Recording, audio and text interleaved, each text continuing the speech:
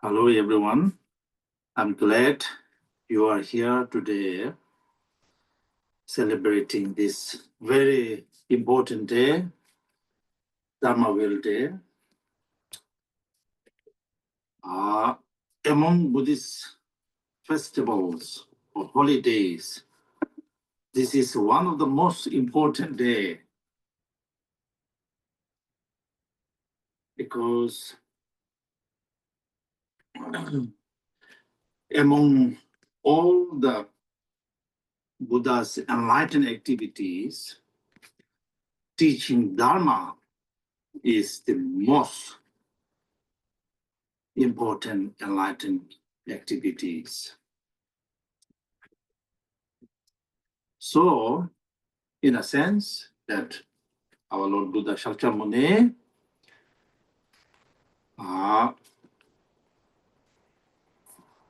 his aspirations is not only enlightenment for himself, but enlightenment for all sentient beings. Here, today marks the day that he gave first teachings, fulfilling his ultimate aspirations, that is, for the benefit of all sentient beings. So in this regard, very important day. Likewise, for the sentient beings, today marks the day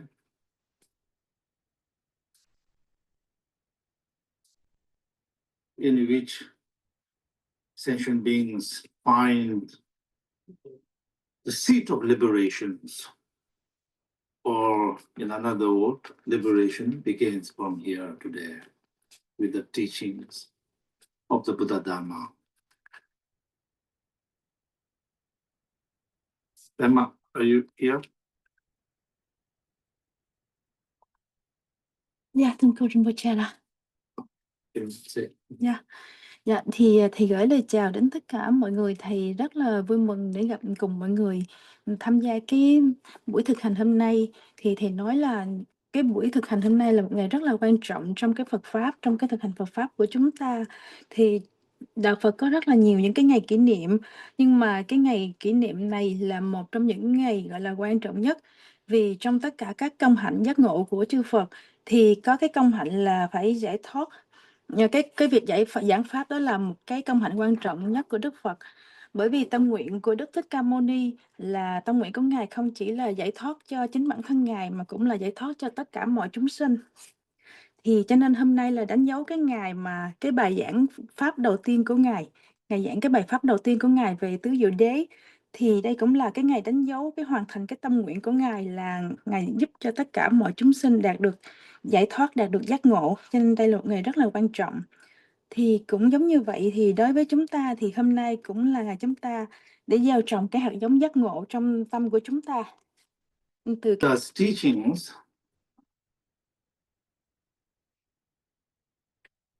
Dharma is in fact infinite. Time for teachings, how many times the Buddha taught, also depending on the sentient beings' mental dispositions, numerous times to bring liberation to each different mental dispositions of sentient beings. But in Buddhist tradition, particularly, I should say, Vajrayana Buddhism, we categorize Buddha taught 3 times.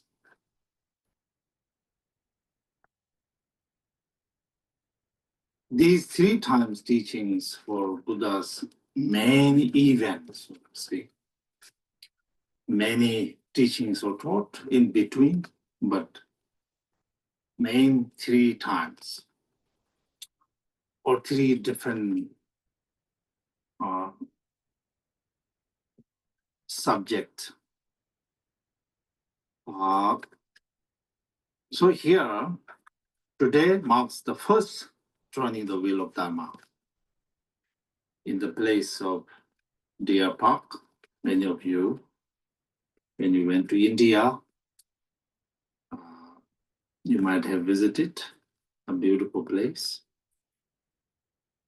After attaining enlightenment at Bodh Gaya, Buddha went to Varanasi, Deer Park, where he taught for the first time Four Noble Truths. There's a first time teachings. Today is the day which commemorate the first teaching of the Buddha of Four Noble Truths. Of course, all of you are very familiar with the teachings of Four Noble Truths. Truth of suffering, truth of origin of suffering, cessation of suffering, truth of the path that lead to the cessation of suffering are the Four Noble Truths teachings, which is basically in order to know what is suffering. Here we are not only talking about suffering of suffering, but what is the nature of samsara?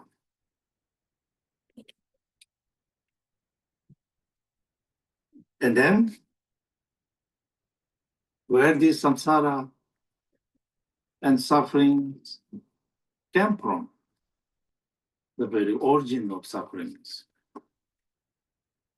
negative karmas and afflictive emotions. And then there's always liberation is possible. Nirvana is always there. Truth of cessation of suffering. And then most importantly, how one attain. Each and every single sentient beings have the capacity to attain that liberation, that peace at any given times. So these are the Four Noble Truths that Buddha taught, which are the very foundation of Buddha Dharma.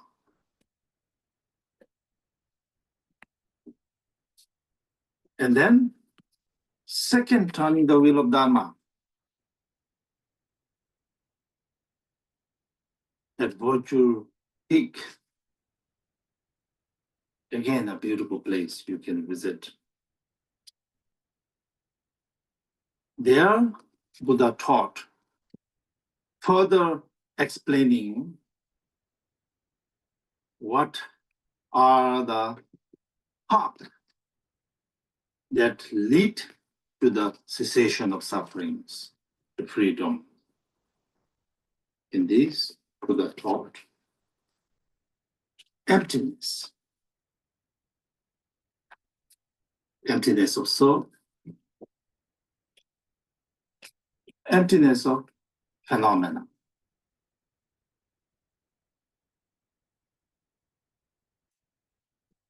As sentient beings grasp on this I, soul, when one look for it, this never exists. This I and me that one grasps on is simply concept. Likewise, phenomena, all objects, when one really tries to find if there is anything that inherently existent out there, nothing is there to be found. all interdependently arising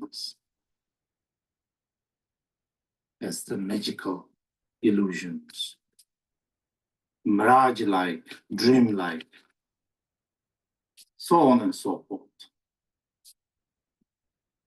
On the relative level, like arising like that.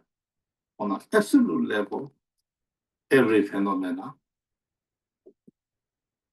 their nature is emptiness, empty essence. So these teachings are known as Rajanaparamita teachings, in which explaining emptiness, then we have all this Buddhist philosophy, such as Madhyamaka philosophies, explaining in many different ways to understand what is emptiness. And then, third, turning the wheel of Dharma. Now,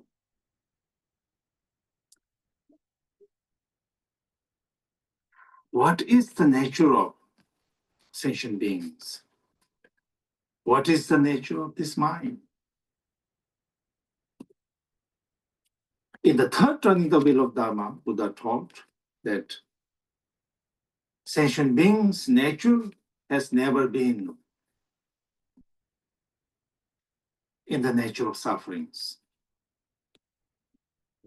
Sentient beings' nature is primordially pure, known as Buddha nature. Regardless how sentient beings be deluded, ignorant, but still their nature remains pure, primordially, and is pure. So these are the three main teachings of the Buddha in terms of turning the wheel of Dharma that set the liberations for all sentient beings. And then, based on the first turning the wheel of Dharma, our Buddhist school, like Theravada schools, much emphasize on the first turning the wheel of Dharma. And then Mahayana school, of course, including first turning the wheel of Dharma, but focus also on the second turning the wheel of Dharma, Mahayana schools. And then Vajrayana schools, of course, all include first turning the wheel of Dharma, second turning the wheel of Dharma, and yet much emphasized on the third turning the wheel of Dharma, the Vajrayana practice, basically awakening in one's true nature of mind, as Buddha.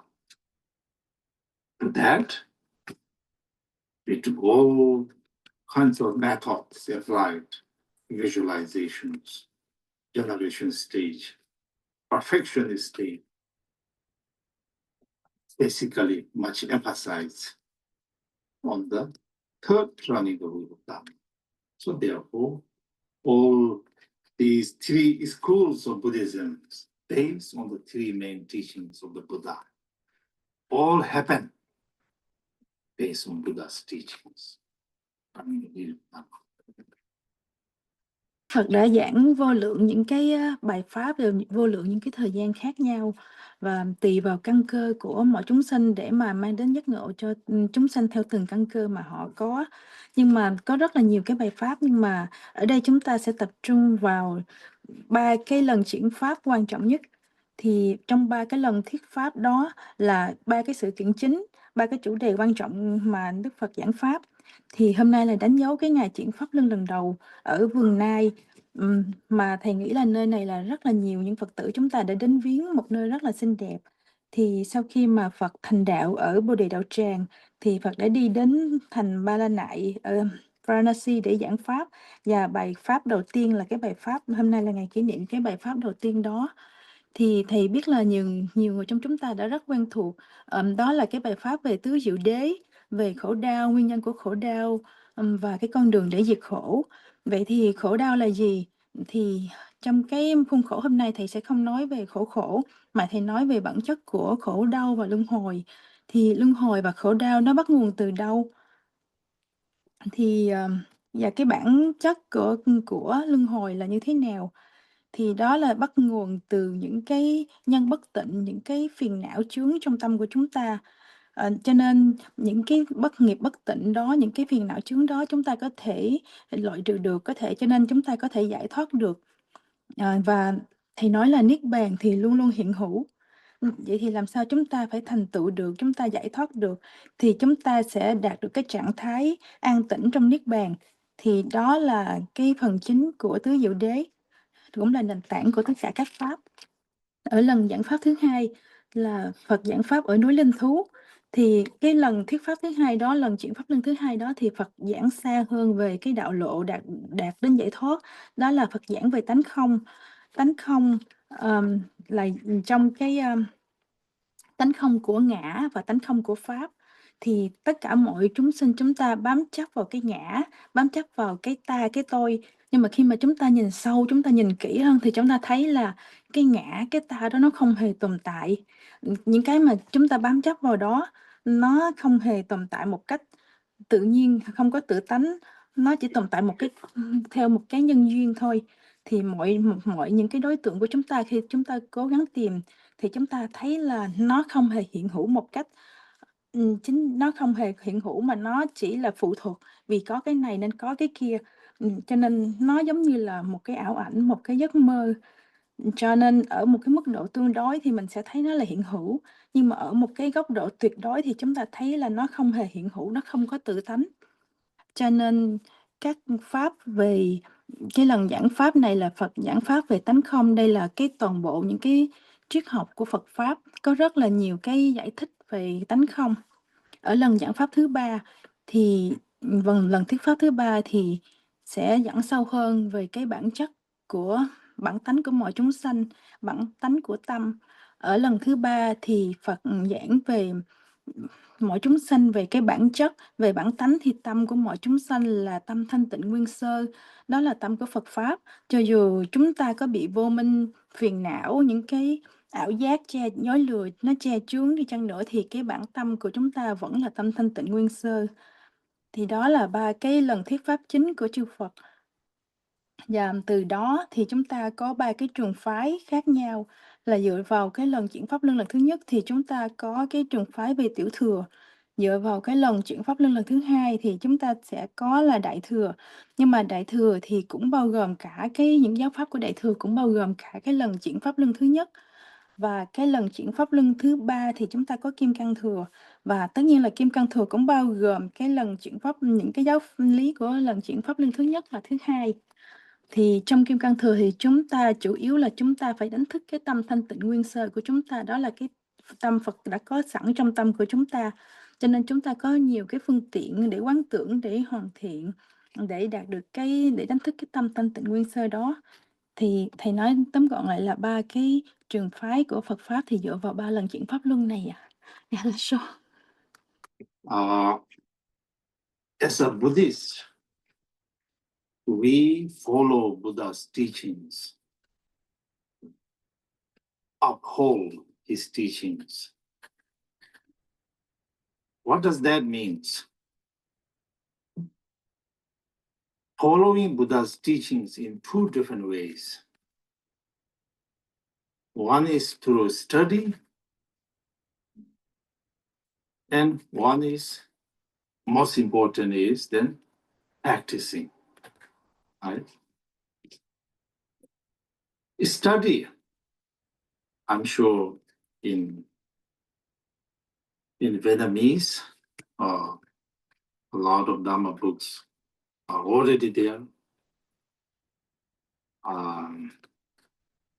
Because Dharma has been a long time in Vietnam. And in English, lots of books now. Almost I cannot think of any important text that has been not translated. So therefore, it is important to study, to read, try to understand.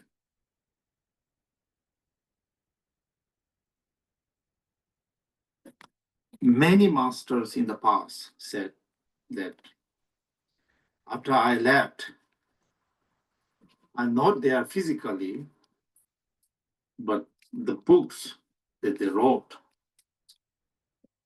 is their representation, or basically this is the teachings that you must read. So no difference. You're seeing me in person, reading. If you read that book, it's as if you see me in person. Like that, Buddha's teachings to read, to try to understand. And also, important thing to keep in mind is, even, let's say, the way of the Bodhisattva, one time read, you have some understanding. Second time read, oh, how I missed that last time. There's something more to understand.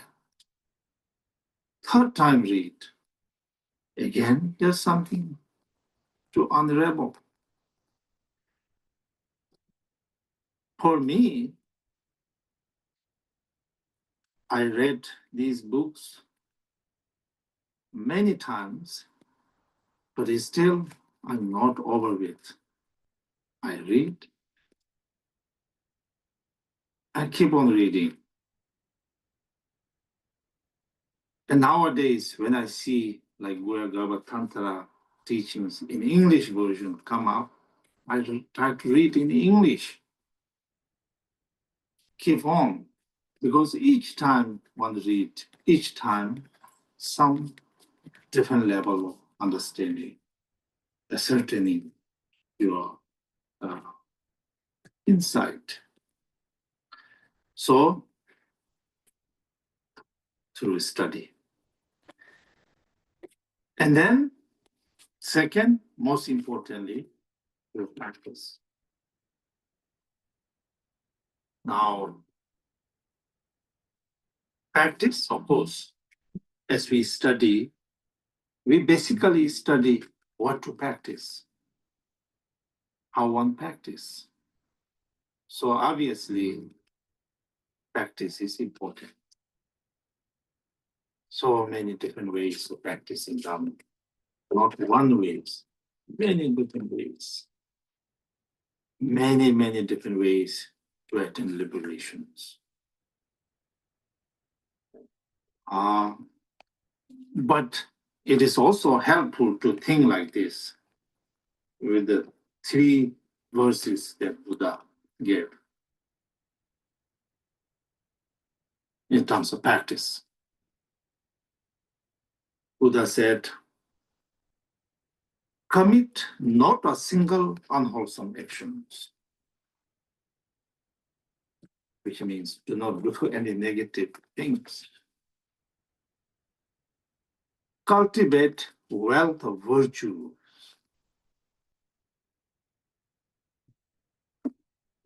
Tame your mind. 3. This is the teachings of the Buddha.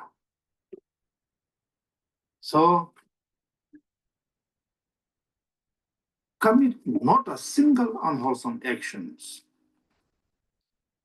This is something not only in the time of practice, But in our day-to-day lives, constantly watch out what we do with our body, with our speech, what we think, with our minds. Abstaining from anything that is negativity with these three doors known as body, speech, and mind. Most important. Otherwise, if one do not abstain from negativity, in fact, happen to be engage some negative actions, then obviously we are going very contrary to the Buddha's teachings. So, at all times, with the utmost mindfulness, always abstaining from all negative actions. And then cultivate the wealth of virtue.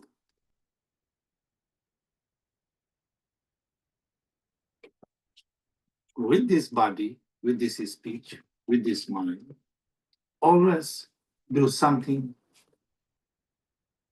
for the welfare of sentient beings, to benefit, to help others.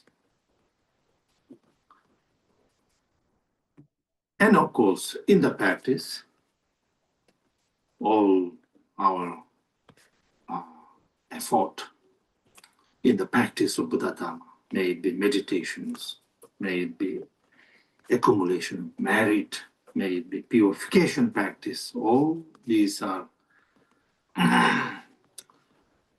cultivating the wealth of virtue. So, again, with the mindfulness, making sure that all one's deeds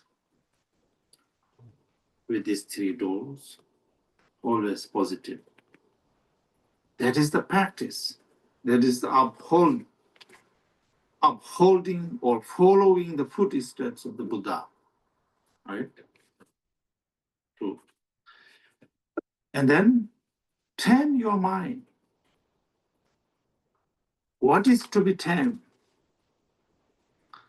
In Buddhism, we talk about three poisons: hatred or anger, desire or attachments, and then delusions, these three.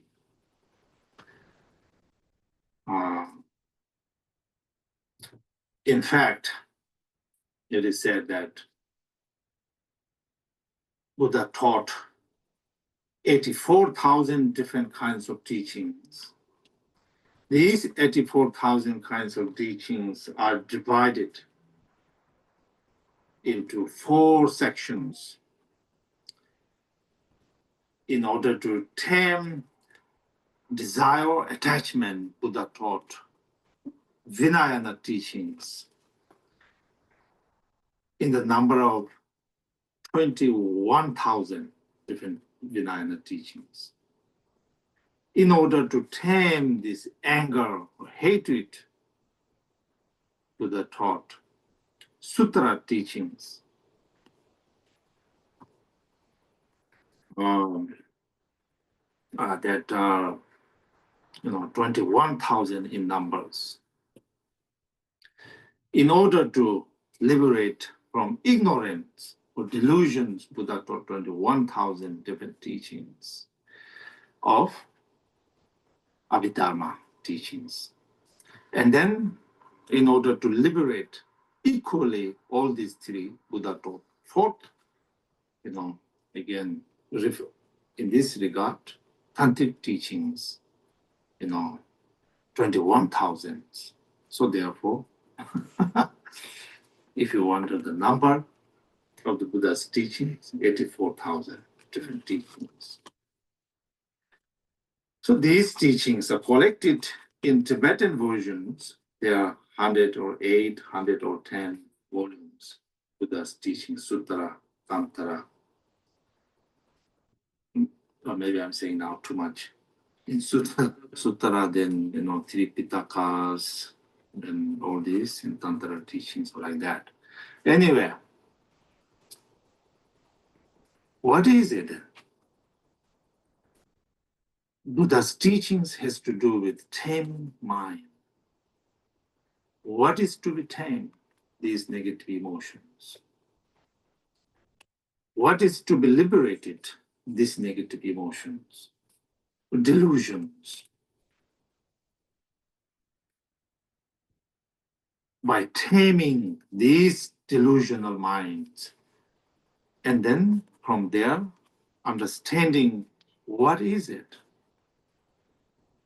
The relative phenomena. What is it? This ultimate nature of minds.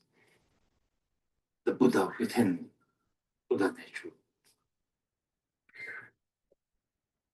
So, what we do then in day-to-day lives, not only in the practice of Dharma, day-to-day lives, again, really, our practice is to watch our mind. We are committed as a Buddhist, a big task. The task is watching our minds.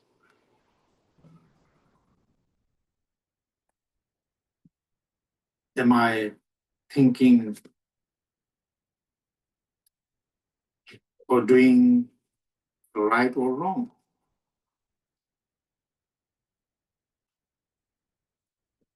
So with our mindfulness, we recognize our own fault within our minds and correct, and making sure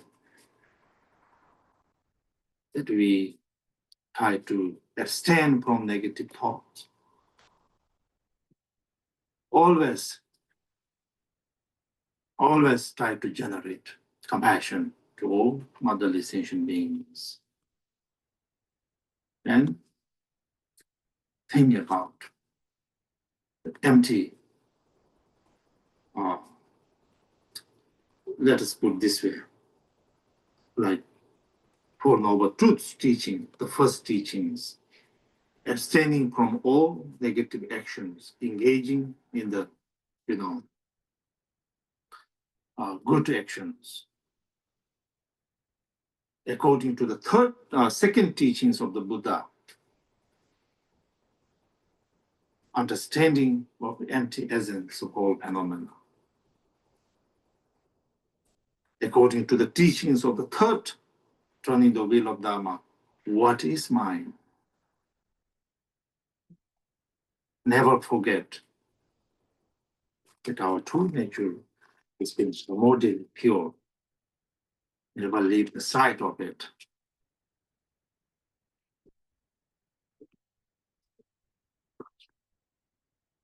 Know that all Vajrayana teachings, whatever different practices we do, simply focus, emphasize on revealing what is inherently there. So, accepting this inherent essence of oneself and all sentient beings, that makes you actually very easy and joyful. So these are something that we keep in mind, the ways in which we follow Buddha's precept.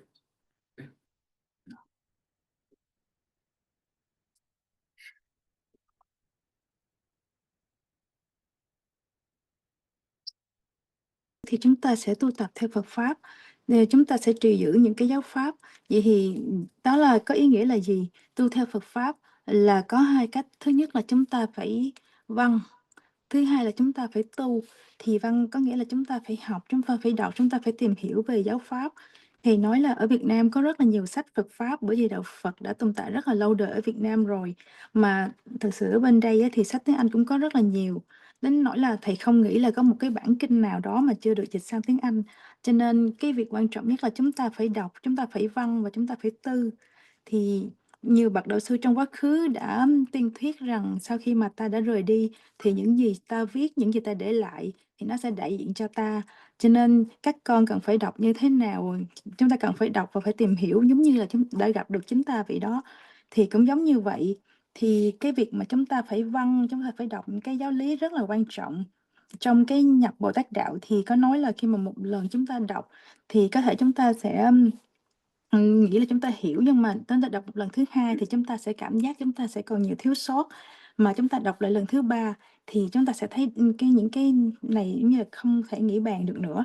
Cho nên có nhiều sách bằng tiếng Anh mà chính thầy cũng đọc rất là nhiều lần. Thầy đọc một quyển sách mà thầy đọc rất là nhiều lần, bởi vì mỗi một lần đọc thì thầy sẽ có một cái hiểu nó khác đi sẽ hiểu sâu hơn. Cho nên thầy đọc rất là nhiều lần, đọc cả những sách bằng tiếng Anh nữa. Thì ở trong cái quan trọng nhất ở trong Phật Pháp đó là cái việc văn và cái việc tu. Thì tu hay là chúng ta thực hành đó, thì chúng ta sẽ tu thực hành như thế nào? Cái điều này cũng rất là quan trọng, bởi vì có nhiều cái phương pháp để chúng ta tu tập và có nhiều phương pháp để chúng ta thành tựu. Nhưng mà khi mà nghĩ đến Phật Pháp thì chúng ta sẽ nghĩ đến cái 3 câu kệ của Đức Phật là một điều ác nhỏ cũng không được làm, vun trồng và một điều ác nhỏ cũng không được làm, và cố gắng vun trồng tất cả những cái thiện nghiệp và phải hàng phục cái tâm của mình. Thì trong tất cả các nghiệp bất tịnh thì đó là thì Phật nói, thầy có nói là trong cái việc tu tập đó thì một điều ác nhỏ chúng cũng không được làm, cho nên chúng ta phải cố gắng tỉnh thức. Chúng ta phải luôn luôn tỉnh thức để chúng ta tránh trong cuộc sống của chúng ta, không chỉ là trong những cái lúc tu tập mà kể cả trong cuộc sống của chúng ta, để chúng ta tránh tất cả những cái nghiệp bất thiện, những cái gì từ thân, từ ngữ, từ ý của chúng ta. Điều này rất là quan trọng, bởi vì nếu mà chúng ta không tránh được những cái nghiệp đó thì chúng ta sẽ tham gia thể hành những cái nghiệp xấu ác đó, thì chúng ta lại đi ngược với cái lời dạy của chư Phật. Cho nên thầy nói là chúng ta phải luôn luôn tỉnh thức trong tất cả các hoạt động, phải luôn luôn giữ tâm khẩu ý của mình tỉnh thức thì chúng ta mới có thể tránh khỏi những cái nghiệp bất thiện đó. Và đồng thời chúng ta phải nuôi dưỡng những cái thiện nghiệp. Thì nuôi dưỡng những cái thiện nghiệp là chúng ta phải luôn luôn hành động cho lợi ích của tất cả mọi chúng sanh. Chúng ta sẽ giúp đỡ mọi chúng sanh. Và tất nhiên là trong tu tập chúng ta cũng phải nỗ lực. Thì những cái vì chúng ta làm trong tu tập giống như là trong thiền định, chúng ta cũng tích lũy công đức, chúng ta cũng tịnh hóa nghiệp chướng, những cái nghiệp xấu, thì đó cũng là cách chúng ta nuôi dưỡng những cái thiện hạnh. Thì thầy nói là với cái tâm tỉnh thức đó thì chúng ta sẽ gieo trồng được những cái thiện nghiệp, và từ cái cửa thân ngữ ý đó thì đó chính là cách mà chúng ta hành trì Phật Pháp, tu tập theo Phật. Thì cái thứ ba là cái quan trọng, đó là hàng phục tâm. Hàng phục tâm thì chúng ta sẽ hàng phục cái gì? Thì chúng ta sẽ hàng phục cái tâm sân, tham và si. Thì thầy nói là thực sự trong 84.000 pháp môn của Phật Pháp thì có thể chia làm 4 cái dạy, để mà 4 đề mục dạy về hàng phục cái tâm này. Thì để mà hàng phục cái tâm bám chấp, cái tâm tham bám chấp đó thì có 21.000 pháp môn. Để hàng phục cái tâm sân thì trong kinh điển cũng có 21.000 pháp môn.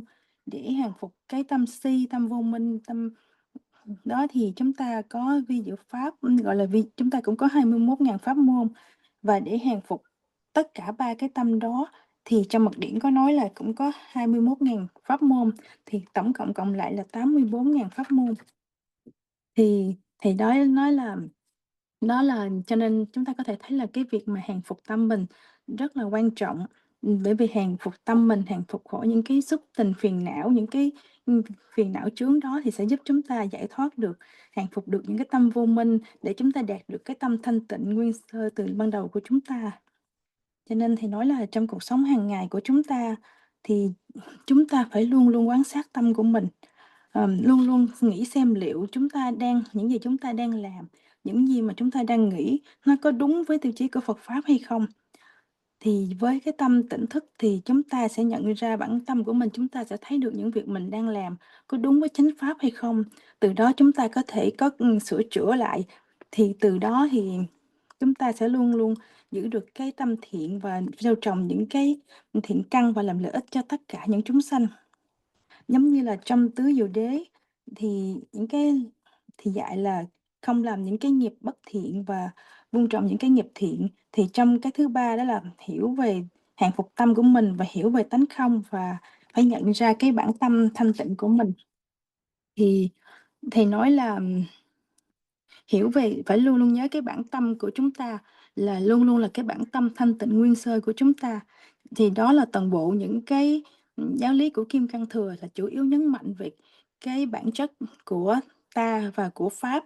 Đó là cái bản chất bản tâm thanh tịnh nguyên sơ ngay từ lúc ban đầu đó. Khi chúng ta hiểu được cái đó thì chúng ta sẽ an tịnh trong cái đó, và chúng ta phải luôn luôn giữ tâm của chúng ta cũng là một cách để chúng ta tu tập theo Phật Pháp. Yeah, that's right. Okay, now today we do Buddha Puja. In the Buddha Puja practice, which is from the great master called Chökhor Rinpoche.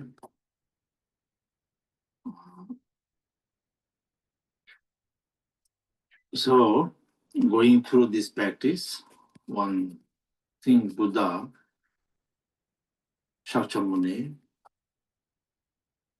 in front, and then praise to Buddha, remembering his great deeds for the benefit of all motherly sentient beings. And then we go to the usual ones, refuge and bodhicitta for the benefit of all motherly sentient beings. What we practice is for all beings. And then visualize, again, visualize Buddha, Shakyamuni in golden color in the center, surrounded by bodhisattvas, arhat, basically Sangha, Supreme Sangha, followers of Buddha, who have realized his teachings.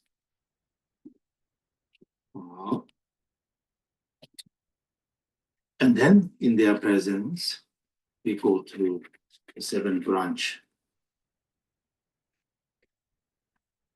practices. And then we recite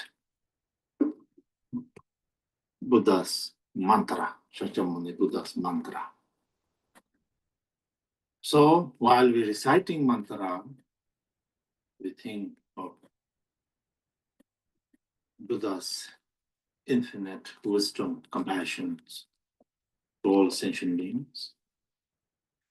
At the same time, think that oneself